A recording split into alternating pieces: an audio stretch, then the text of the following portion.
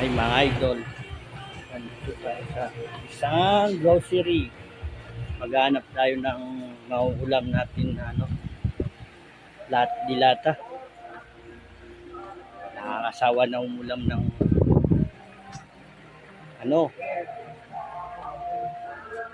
lutong bahay. Kaya titikim naman tayo ng iba. Ito.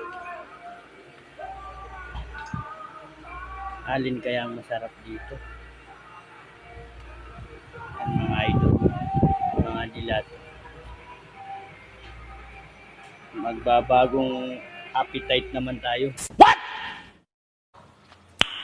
Nice. Mga idol, nakakasawa na kasi yung mga manok dyan. Tsaka yung isda. Ngayon, magdilata naman tayo mga idol. Ayun. Bicol Express mga idol. Nice. Yan. Yan ang uulamin natin ngayon. Yan mga idol. Titigim tayo ng Bicol Express na tuna. Oo. Yan. So, maraming salamat mga idol. God bless you. Tuna.